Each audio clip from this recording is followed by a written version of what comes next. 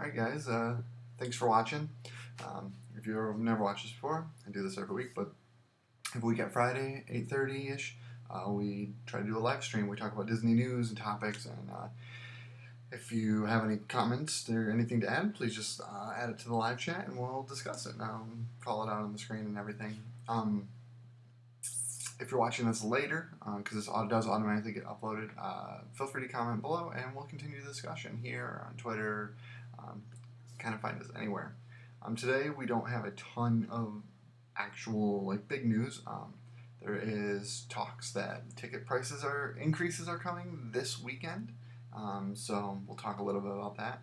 And then I'll do my best to kind of brush over the news that came out about Disney World's attendance being down for 2016. And we'll go there. But first we're going to kind of give it maybe another 30 seconds, see if anybody jumps in the chat room, and then we'll get going here. Like I said, every Friday we do this, 8:30 p.m., and we have a little live chat. Today, just repeating because I've seen a few people jumped in the chat room here. We're going to talk about ticket price increases that are rumored to be happening this weekend, and talk about a little bit about attendance being down at Disney World in the past year. Feel free to add anything in the chat. I'll call you out and we'll kind of have a little bit of a discussion here. You can also get at me on Twitter at Main, M-A-I-N, Citizens. And we're also on Facebook, and I'm checking that while we're doing this. Alright, let's get started. The first thing we're going to talk about is something I heard about on the 3 o'clock parade, Drunk at Disney's podcast. He mentioned that he had heard rumors that this was going to happen, and then I've seen a little bit online, and I found a post that I'm just going to reference. It's from viraldisney.net. Obviously not necessarily the most, I don't want to say they're not uncredible, but probably not the most credible. It's not the Orlando Sentinel or anything like that, but saying essentially that prices this Sunday, so today is the 9th, so it would be the 11th prices, there will be a price increase. Seems to mainly affect the lower tier.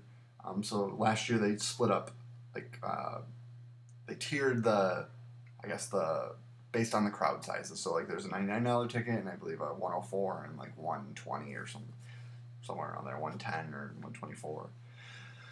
And those are going to go up all about $1 or $2 on some of them. What's weird about this is normally Disney has in the past handful of years been increasing ticket prices twice a year, in the spring and the fall. Well, we already got our spring increase this year, and people were not happy then, and of course people are really not going to be happy now that we got this one, and we will probably still get our fall increase. So now that's 3 increases a year. I think this does kind of add into our second topic about attendance being down, obviously.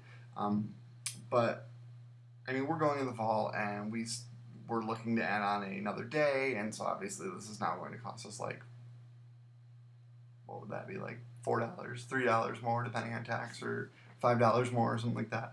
But there does come a very real discussion if you listen to the Main Street, what do they call themselves, the Main Street Pub, or Dennis and those guys from All in WDW. They obviously very frequently rant and rave about the price gouging, and I mean, it's kind of like putting a frog, the old analogy, put a frog in a boiling water. If you throw him in boiling water, he'll freak out and jump out, but if you put him in the boiling water and then gradually turn up the heat, he doesn't notice it. At what point does the fan community, or does the average person, the middle class, which, without getting political here, doesn't really exist, but at what point do we get priced out? Let's see if I can find some actual numbers here. Let's see, viraldisney.net, they said Disney last year introduced seasonal one-day ticket pricing with 3 tiers based on the time of year. For most Disney theme parks, mid-tier tickets will cost $107, up from $102. Peak season tickets generally for spring break and summer and Christmas break will cost $119, up from $114.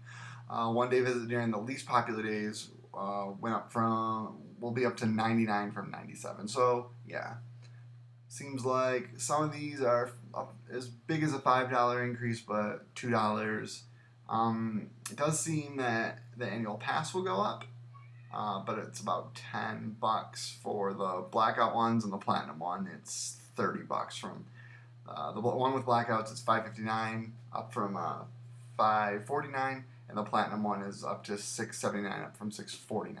That's the biggest increase, but it's also the unlimited full year pass. What do you guys think about that? Let me know. Is this going to stop you from going? Is it less frequent?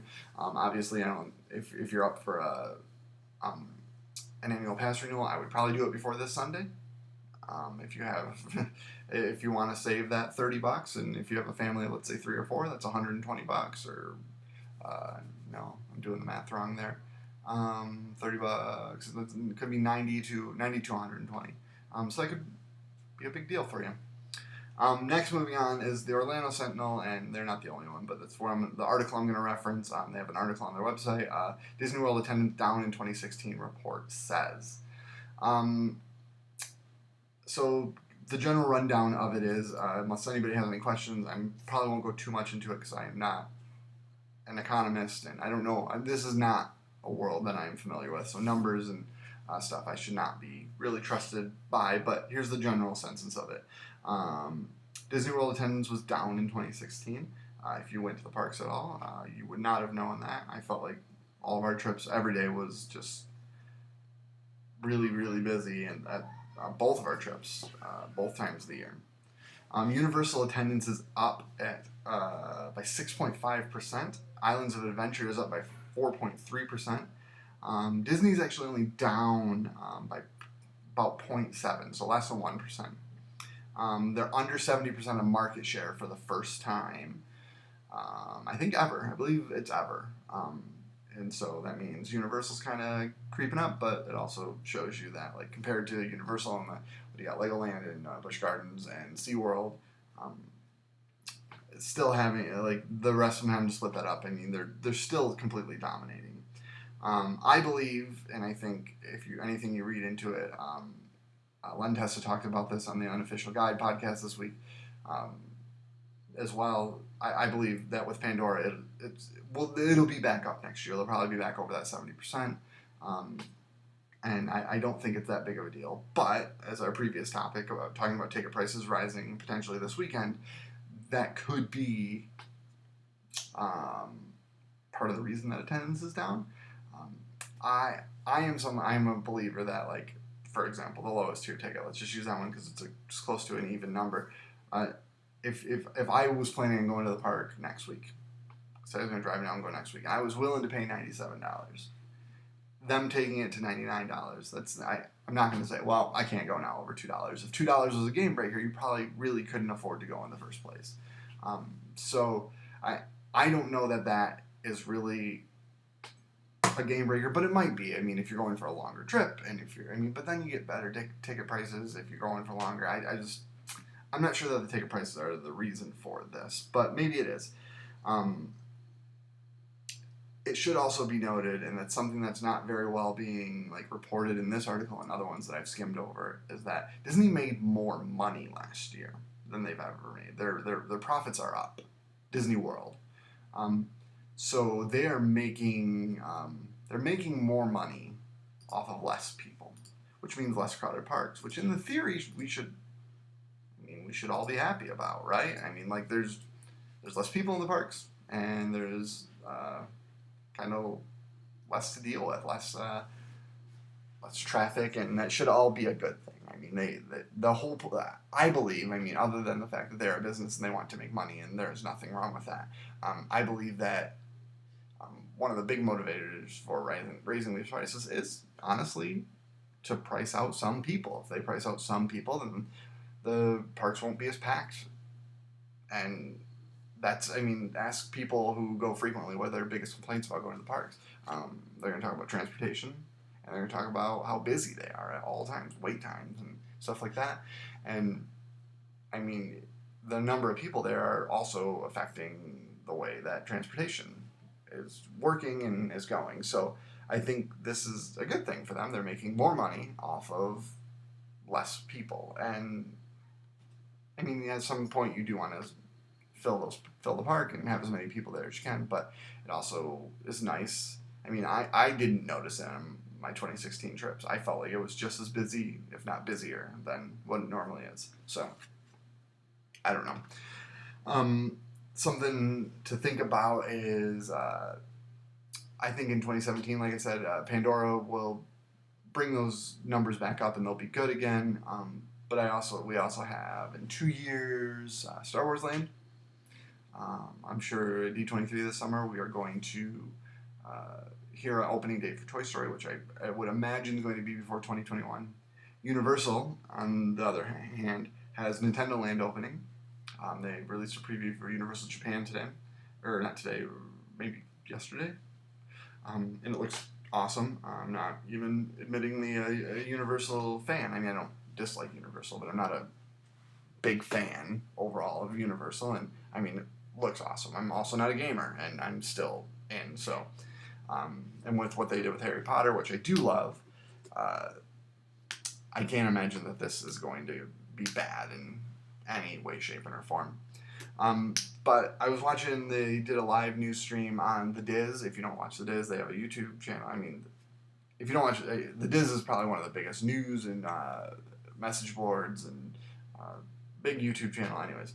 They were doing a whole live thing and they were talking about this and they were referring to what's happening between Disney and Universal as like almost like a tennis match. Like they're volleying it back and forth. Like we had Pandora, they had Volcano Bay. I would say, from my opinion and from what I've read, Pandora has seemed to be a bigger success than Volcano Bay. I'm 100% biased, so I don't know if that's actually true. But so basically, they're going to hit it back to us, and we're going to, in theory, have Star Wars Land. And we're going to hit it back to them, and they're going to try to counter with Nintendo Land. Again, being biased, I don't think anything will stick up to Star Wars Land. But something you're talking about on the Diz is I guess there's a plot of land behind Universal that they used to own, and then they got really hit after September 11th, and they sold it. Well, I guess they just bought it back. And they said between that, and if they move some things around creatively, with the with some of the backstage areas that they have, there's enough land back there to open up another park. I think a fourth park, or depending if you call Volcano Bay an actual park, they refer to it as their third park. So I think a fourth park for Universal would be, I still don't know that it's big enough to combat with Star Wars Land, but that and Nintendo, that'd be pretty good. So it's something to think about. I don't know what that other property would be. I think they might be better off just expanding the two lands they already have, or the two parks they already have. But I also don't know enough about Universal to make an educated comment on that. Let's see, and I think that's all I got. It was a really quick one tonight. If anybody has any questions or comments, leave them in the chat room. I'll keep this open for a few minutes. If not, we'll wrap it up really quickly here.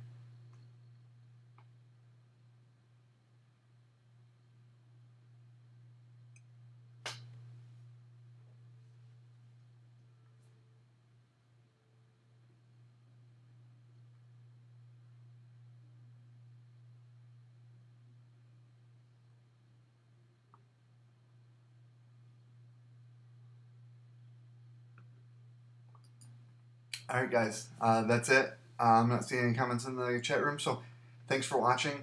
Again, as I said earlier, we do this every single Friday at 8:30 p.m. Also, feel free to, if you're watching this later, because this does go up as a kind of rebroadcast sort of thing, or as a file, please feel free to leave comments. Let's talk about this, ticket prices and attendance, and kind of pricing some people out of the ability to do this as a vacation or whatever you view this as. So let me know what you guys think, and thanks for watching, everybody.